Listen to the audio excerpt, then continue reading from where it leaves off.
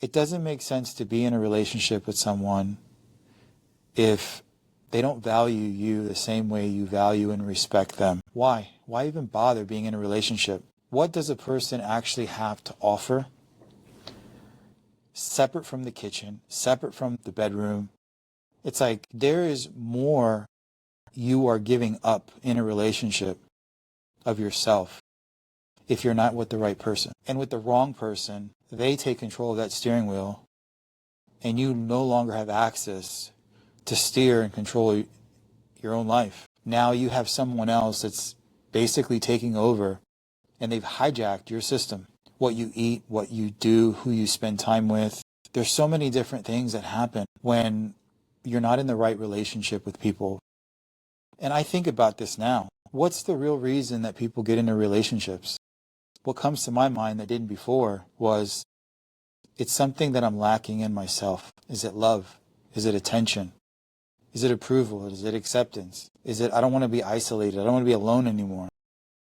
I have an obsession. I have to, be in the bedroom with somebody constantly because that's just something that, like, what is it?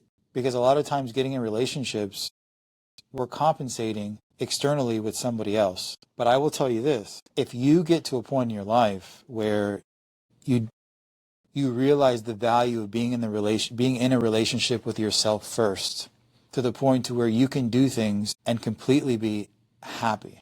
You put your best foot forward, your future self. Your future self is that version of you that wants the best for you. And if you're thinking about the relationship, it's wanting the same for the other person. If you are operating in your future self, but you get to somebody who's operating in their past self, that's not really going to work well, because you have somebody that's living in the past and you're basically your future self, making sure that when you do something, you're doing your best. You're putting effort and time. Past self is literally giving up, blaming, pointing the finger at somebody else. It's not taking accountability. There's so many different things regarding a past self that doesn't heal. Past selves don't heal. They don't grow. They don't develop. They're dying slowly inside. And they're looking for somebody that's in their future self, that's growing, that's thriving, that's creating a life for themselves.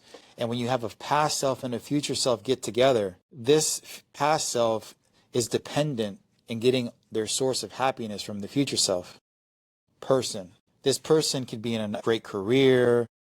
They're changing lives. They're very kind. They're very humble.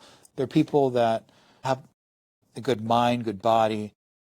They have a strong influence, not authority by telling somebody what to do, but because their example is admirable.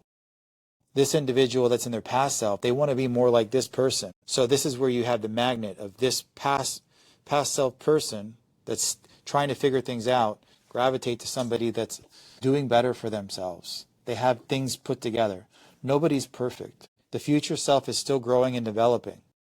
So just because somebody is operating in a way to where they want to be the best version of themselves as the future person.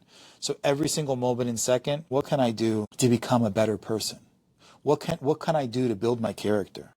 What can I do to find ways to make my life easier? What matters most today? And when you start thinking about that question, what matters most today, even in this moment, it opens up ideas to things you may never have thought about.